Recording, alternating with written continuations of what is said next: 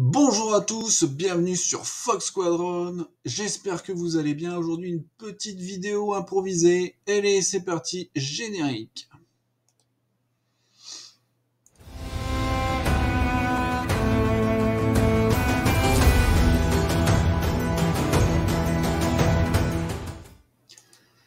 Alors aujourd'hui, c'est une vidéo pour répondre à une question. C'est une question de Cédric qui me demande comment formez-vous vos armées, et il me précise que lui, il achète toutes les unités de la faction et comme ça, il peut choisir ce qu'il veut quand il fait sa liste. Eh ben moi, je fais pas comme ça. Alors je vais m'expliquer. Je joue au jeu de figurines depuis que j'ai 15 ans. Et aujourd'hui j'en ai 43. Enfin, je crois, c'est ça. Ouais, j'ai 43. Et je peins véritablement depuis 2 ans. Voilà. Alors, je vous laisse imaginer le nombre de boîtes de figues qu'il y a chez moi, qui attendent d'être peintes. Même souvent d'être montées. Il y en a beaucoup.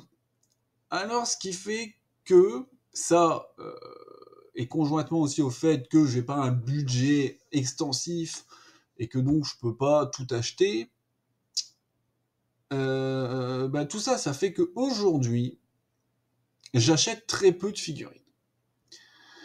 Généralement, j'achète une boîte que si j'ai fini la boîte d'avant. Je donne un exemple, les maîtres de l'univers, par exemple, on m'a donné la boîte de base. J'ai peint toutes les figues et la moitié des décors.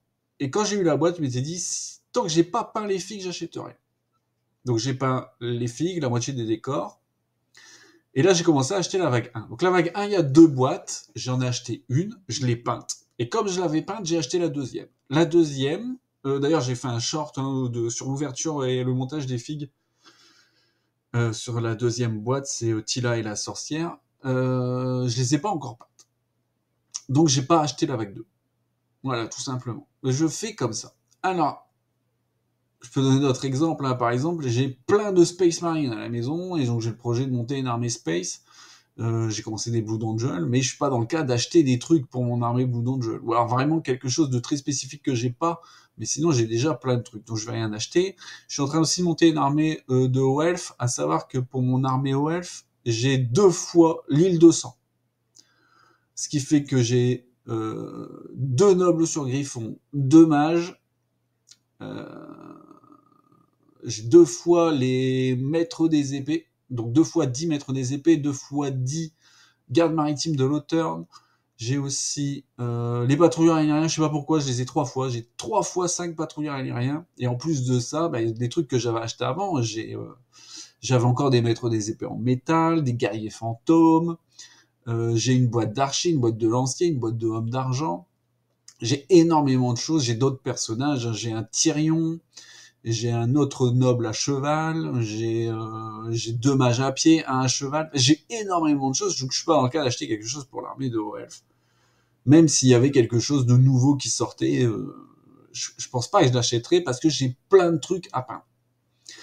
Pour le trône de fer, donc le trône de fer, j'avais commencé au tout début du jeu, donc j'avais partagé la boîte de base avec quelqu'un, donc j'ai tous les, comment ça s'appelle, tous les Stark de la boîte de base. Et puis au fur et à mesure, j'ai acheté des trucs qui me plaisaient. Donc j'avais acheté les archers, j'ai acheté les 2 unités Tully. Mais j'avais les boîtes de héros, bien sûr, parce que les boîtes de héros, c'est quasi indispensable, en fait.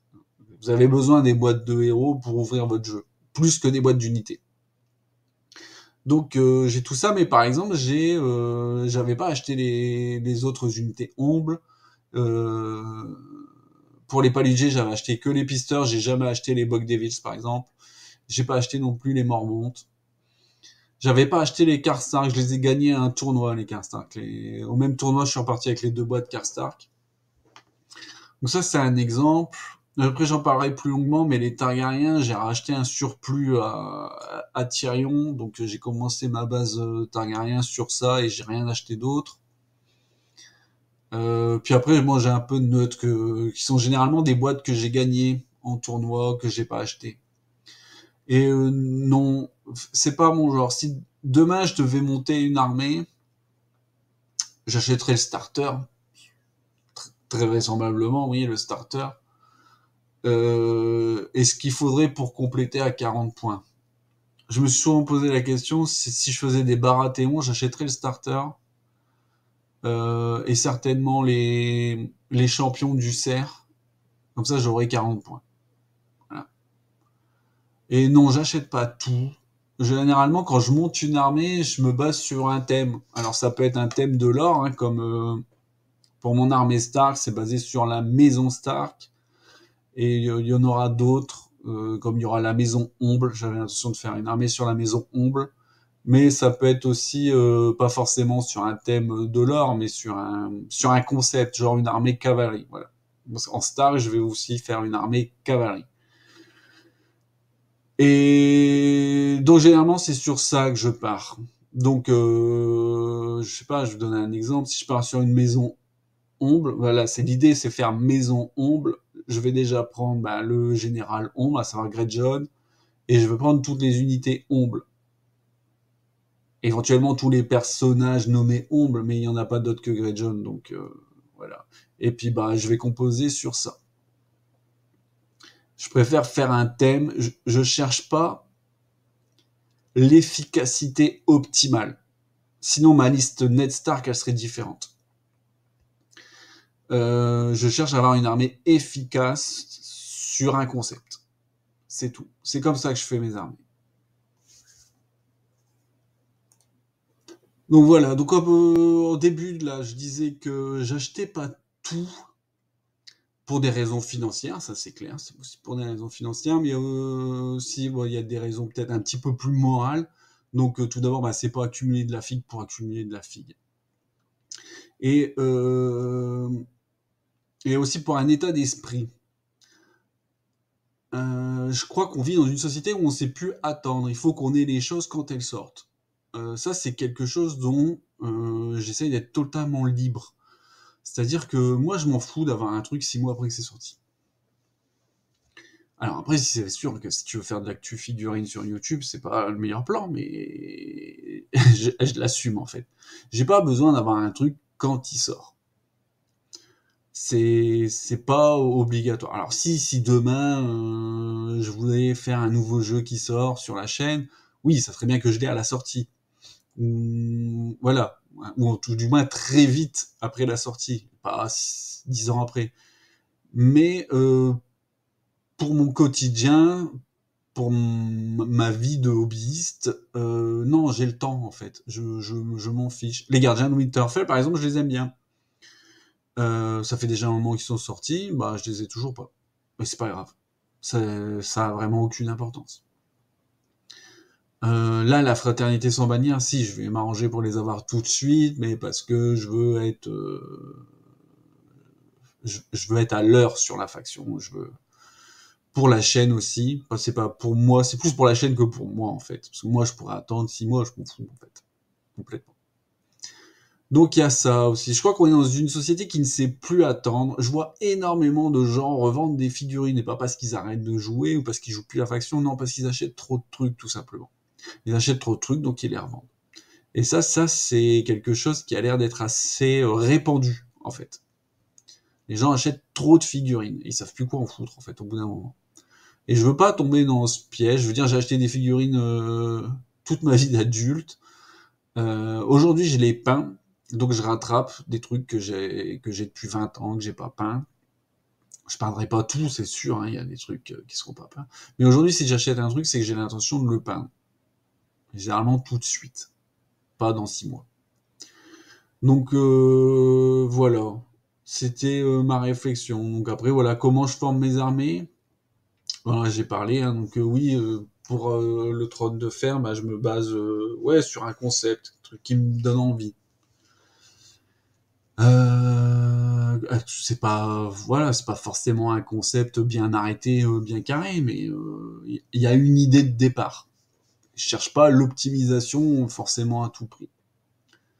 Vous verrez, des fois c'est pour des contraintes. Des fois c'est parce que j'ai des contraintes. Vous le verrez avec mon armée Targaryen. Mon armée Targaryen, c'est la contrainte, c'est qu'est-ce que j'ai là maintenant tout de suite. Et je fais mon armée sur ça. Donc ça, vous le verrez prochainement sur la chaîne. Donc là, c'est une armée qui est pas faite sur un concept, elle est juste faite sur une contrainte. Mais elle marche, c'est pas le problème, c'est une bonne armée, elle marche. Là, je suis en train de monter une armée donc de Welf, comme je vous dis, ben ouais, je me base sur ce que j'ai. Moi, j'ai toujours bien aimé la garde maritime ou les maîtres des épées. Donc, il y aura des gardes maritimes et des maîtres des épées dans l'armée. Les patrouilleurs aériens de la boîte Île-de-France, je les aime beaucoup. Ils sont chouettes. Donc ça, il y en aura aussi. Au moins une unité, peut-être deux. Donc oui, c'est pareil. Donc je fais une armée Warhammer, mais je m'en fous un petit peu des règles. Il y a un builder sur Internet. Je m'en sers juste pour voir les coups en points et pour l'armée elfe, je vous la présenterai en plusieurs parties. Il y aura une vidéo à 500 points, une vidéo à 1000, une vidéo à 1500. Donc on verra l'armée se construire tout doucement. Mais il y a, je recherche pas l'optimisation. Est-ce que je vais jouer avec un jour? Je ne sais pas. Honnêtement, je ne sais pas. Peut-être que ça n'arrivera pas. Enfin, je vais quand même essayer de jouer avec, hein, trouver une occasion pour jouer, mais je fais l'armée parce que j'aurais dû la faire il y a 25 ans déjà. Et je la fais aujourd'hui. Les Space Marines, je fais des Space Marines en V2 et ouais. Là, je fais des Blood, donc j'essaye d'être un petit peu dans un concept Blood Angel. Donc les Blood Angel, c'est beaucoup une armée d'élite. C'est une armée d'élite d'une armée d'élite. Donc on fait ça. C'est voilà, j'ai pas de trucs bien arrêtés. Je ne cherche pas non plus toujours. Ça m'arrive hein, de chercher de réfléchir hein, au compétitif et à l'optimisation, mais c'est pas forcément ce que je recherche quoi. Je trouve que mon armée Stark, donc celle qui est en vidéo depuis 1 an sur la chaîne, c'est une armée compétitive. Je pense qu'elle peut être un peu plus compétitive que ça, mais elle est déjà bien assez compétitive. J'ai gagné énormément de parties avec cette armée. Donc, voilà. Donc après, c'est sûr quand on s'impose un concept, ben on se limite. Mais c'est ça aussi qui est bien. Je trouve qu'à faire une armée ombre ou une armée cavalerie, ben ça limite. Mais ça donne aussi de l'identité à l'armée. Une armée full cavalerie, c'est chouette. Voilà. Une armée full ombre. Enfin, j'ai prévu la liste. Hein. Il y aura les 3 unités ombre plus des archers. Mais je trouve que ça colle suffisamment au concept armée ombre. Enfin, j'ai rajouté des archers, j'ai pas rajouté des cavaliers tulis, j'ai rajouté des archers. Donc voilà. Je pense que c'est à peu près tout ce que j'avais à dire sur le sujet. J'espère que j'aurai répondu à la question de Cédric. Il sera satisfait ou je peux aller plus loin. Oui, donc souvent c'est un concept ou souvent je pars d'un général. Et en fait le concept découle du général. Voilà. Si je prends Dario Naharis, bah, c'est que je veux faire une armée Stormcrow. Sinon, je prends pas Dario Naharis. Voilà. Moi, je pense que c'est à peu près tout. J'espère que ça a répondu à la question. Pour les gens, bah, n'hésitez pas à poser d'autres questions, commenter, ou à dire vous-même votre expérience en tant que joueur. Comment vous formez vos armées, sur quoi vous partez. Est-ce que vous partez sur la méta, ou est-ce que vous cherchez dans votre coin? Voilà, ouais, c'est vrai, par exemple, je cours pas forcément après la méta. Je cherche pas à savoir c'est quoi les trucs les plus forts. Je me suis pointé au tournoi des Squig avec mon armée Targaryen sans savoir c'était quoi les trucs les plus forts en Targaryen en fait. J'ai fait mon armée Targaryen. J'ai croisé des trucs super forts en Targaryen. Bon, c'est le jeu. Mais j'aime bien apprendre comme ça aussi. Chercher, faire mon truc par moi-même, puis me confronter au réel. Ça me dérange pas du tout. Voilà, bah, je trouve que c'est pas mal, parce que je crois que la vidéo elle va déjà faire 1/4 d'heure. Donc merci à tous si vous avez regardé jusqu'au bout, et même si vous n'avez pas regardé jusqu'au bout parce que vous trouvez que je suis chiant. N'hésitez pas à liker, à vous abonner, n'hésitez pas à laisser un commentaire, hein, surtout votre retour à vous. Moi ça m'intéresse beaucoup, et ça me fera plaisir de converser avec vous. Voilà, merci et une bonne journée à tout le monde.